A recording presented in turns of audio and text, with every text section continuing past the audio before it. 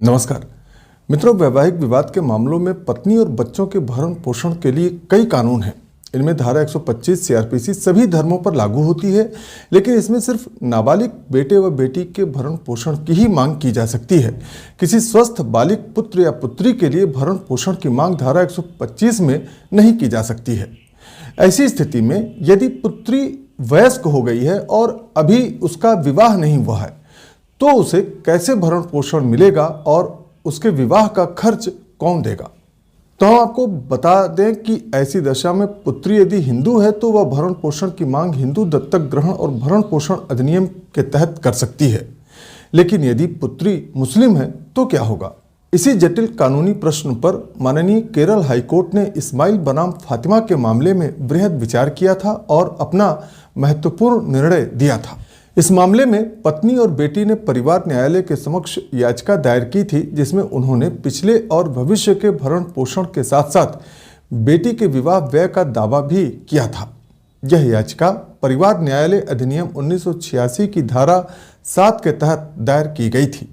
इसमें भविष्य के भरण पोषण के लिए प्रति माह 3,000 की दर से और पिछले भरण पोषण के लिए 1,20,000 रुपये की राशि के साथ साथ वयस्क बेटी के संभावित विवाह व्यय के रूप में 10 लाख रुपयों का दावा किया गया था, जिसमें फैमिली कोर्ट ने याचिकाकर्ताओं के पक्ष में आदेश पारित किया था।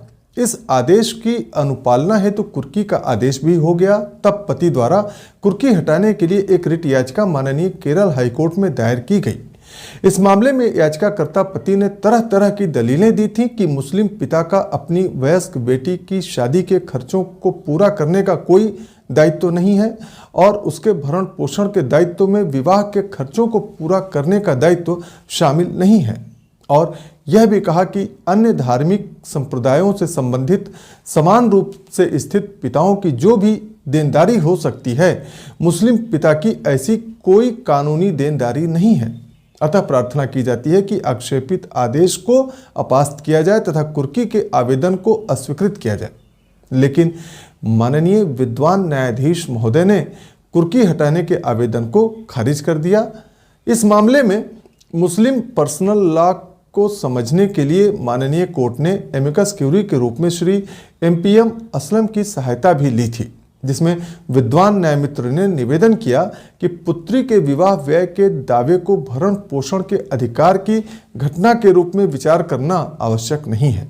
भारतीय संदर्भ में एक मुस्लिम पिता का निस्संदेह यह नैतिक दायित्व है कि उसकी बेटी की शादी हो और इस तरह के विवाह के लिए खर्चों को वह पूरा करे।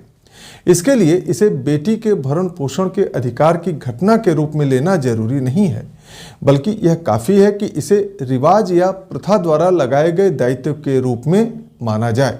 अगर इस तरह का दृष्टिकोण बनाया जाता है तो शादी के खर्च के भुगतान के लिए इस तरह के निर्देश को सही ठहराने के लिए मुस्लिम पर्सनल लॉ शरीयत एप्लीकेशन एक्ट 1937 के प्रावधानों का उल्लेख करना अनावश्यक होगा।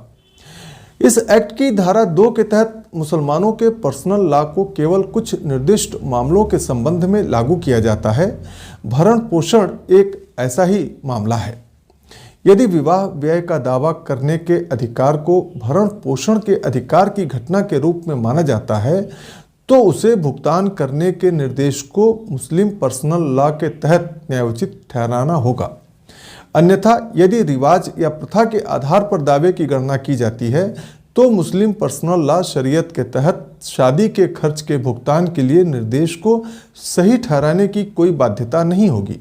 क्या बेटी की शादी के खर्च का भुगतान करने का निर्देश रीति रिवाज या प्रथा के आधार पर उचित ठहराया जा सकता है?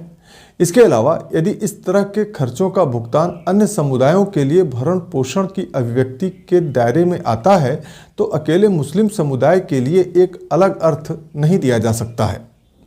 इस सवाल पर कोई संदेह नहीं है कि मुस्लिम पिता का ये दायित्व है कि वह अपनी अविवाहित वयस्क बेटी को भरण पोषण का भुगतान करे।